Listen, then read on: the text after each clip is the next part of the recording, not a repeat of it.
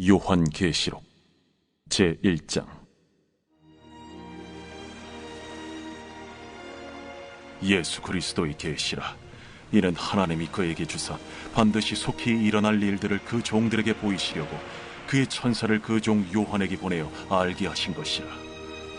요한은 하나님의 말씀과 예수 그리스도의 증거 곧 자기가 본 것을 다 증언하였느니라. 이 예언의 말씀을 읽는 자와 듣는 자와 그 가운데 기록한 것을 지키는 자는 복이 있나니 때가 가까움이라. 요한은 아시아에 있는 7교회에 편지하노니 이제도 계시고 전에도 계셨고 장차 오실 이와 그의 보좌 앞에 있는 7 영과 또 충성된 증인으로 죽은 자들 가운데서 먼저 나시고 땅의 임금들의 머리가 되신 예수 그리스도로 말미암아 은혜와 평강이 너희에게 있기를 원하노라. 우리를 사랑하사 그의 피로 우리 죄에서 우리를 해방하시고 그의 아버지 하나님을 위하여 우리를 나라와 제사장으로 삼으신 그에게 영광과 능력이 세세토록 있기를 원하노라. 아멘. 볼지어다, 그가 구름을 타고 오시리라. 각 사람의 눈이 그를 보겠고 그를 찌른 자들도 볼 것이요 땅에 있는 모든 족속이 그로 말미암아 애곡하리니 그러하리라. 아멘. 주 하나님이 이르시되 나는 알파와 오메가라. 이제도 있고 전에도 있었고 장차 올 자요 전능한 자라. 나 요한은 너희 형제요 예수의 환난과 나라와 참음에 동참하는 자라. 하나님의 말씀과 예수를 증언하였으므로 말미암아 밤모라 하는 섬에 있었더니 주의 날에 내가 성령에 감동되어 내 뒤에서 나는 나팔 소리 같은 큰 음성을 들으니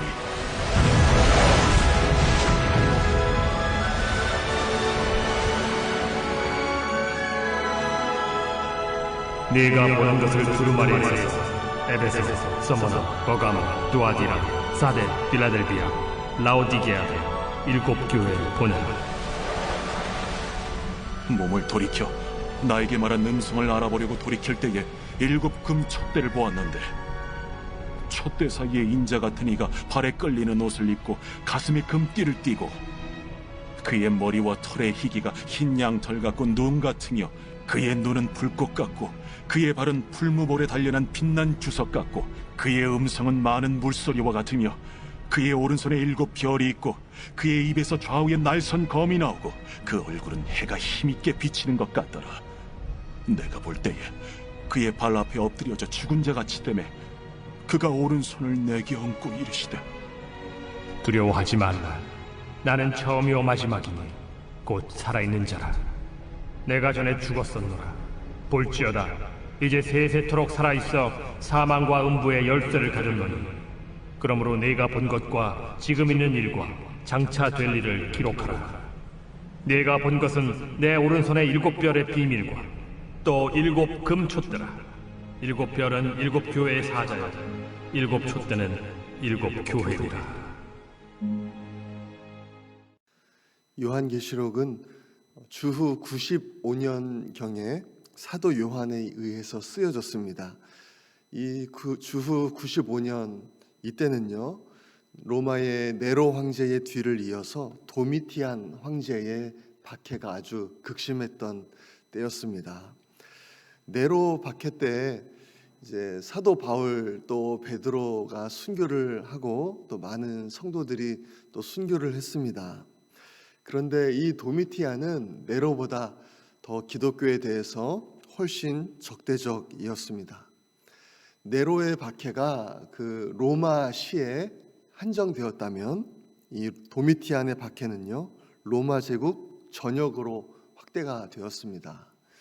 그리고 그동안에는 이제 황제 숭배라는 이야기는 있었지만 그것이 강요되지도 않고 또 처벌되지도 않았다면 이제 도미티안 황제부터는 이 황제 숭배가 강요가 되었습니다. 그래서 황제 숭배를 하지 않으면 이제 죽음의 위협을 당하는 그런 수준까지 받게 되었습니다. 교회는 아주 극심한 핍박 가운데 있었습니다. 로마 제국 전체에 걸친 박해로 이제 모든 신자들이 이제 경제적으로, 사회적으로 또 정치적으로 아주 극심한 핍박 가운데 있었습니다. 이때 기록들을 보면 어떤 일들이 있었는가 하면 재산들을 몰수당했고 또 추방당했고 고된 노동에 처했고 또 뼈가 보일 때까지 채찍질을 당하는 그런 일들도 있었다고 합니다.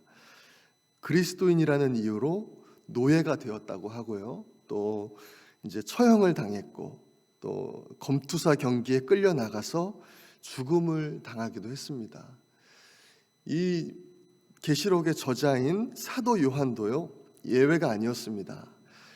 95년이면은 1세기 때 이 95년이면 이 사도 요한의 나이도 이제 거의 90 가까운 노인이었습니다. 아주 이 당시로 치면은 엄청난 그런 건데, 그럼에도 불구하고 이 사도 요한도요, 오늘 9절 말씀을 보니까 하나님의 말씀과 예수를 증언하였다는 그 이유 때문에 이 노인도 이제 반모섬에 유배를 당하게 됩니다.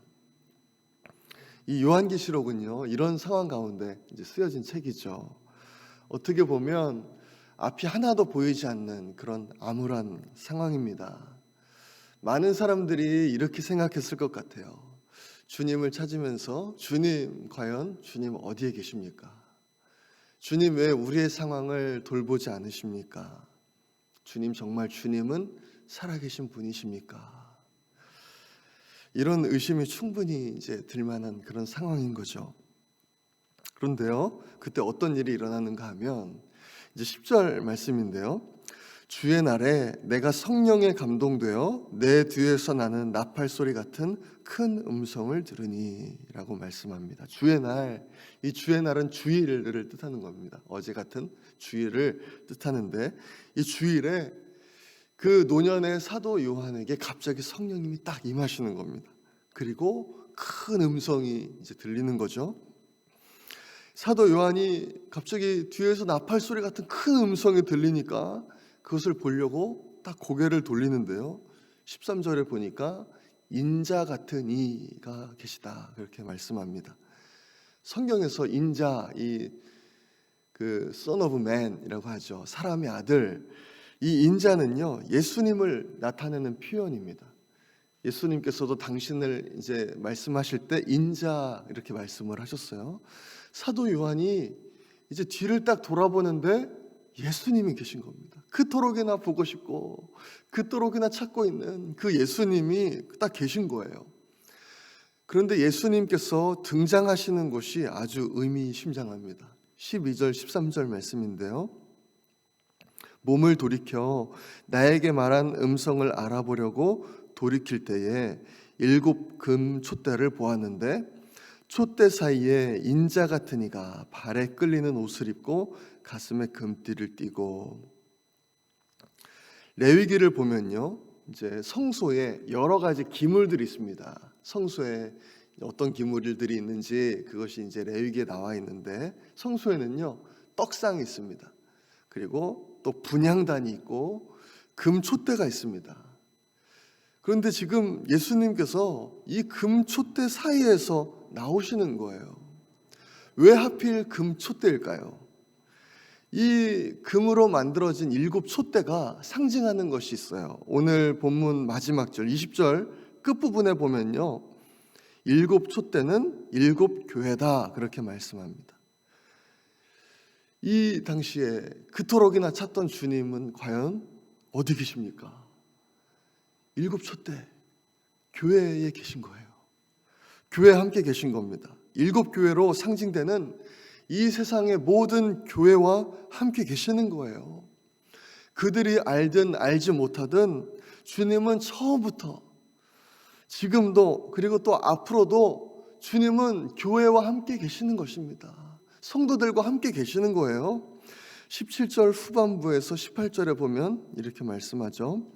두려워하지 말라. 나는 처음이요 마지막이니 곧 살아있는 자라. 내가 전에 죽었었노라. 볼지어다 이제 세세토록 살아있어 사망과 음부의 열쇠를 가졌느니. 마치 주님께서 이렇게 말씀하시는 것 같아요. 성도들의 생명이 지금 위태로운 것 같고 교회가 정말 풍전등화와 같이 그렇게 위태로운 것 같아도 그래도 진정한 생명의 주관자, 이 세상의 절대적인 주관자는 도미티안 황제가 아니라 바로 나다라고 지금 그렇게 말씀하시는 것 같습니다. 마태복음에서도요, 주님께서 이렇게 말씀하셨어요. 참새 2마리가 한 아사리온에 팔리지 않느냐. 그러나 너희 아버지께서 허락하지 아니하시면 그 하나도 땅에 떨어지지 아니하리라. 너희에게는 머리털까지 다 세신 바 되었나니 두려워하지 말라. 너희는 많은 참새보다 귀하니라. 몸은 죽여도 영혼은 능히 죽이지 못하는 자들을 두려워하지 말고 오직 몸과 영혼을 능히 지옥에 멸하실 수 있는 이를 두려워하라. 진정한 이 세상의 주관자 바로 예수님이시다 말씀하는 겁니다.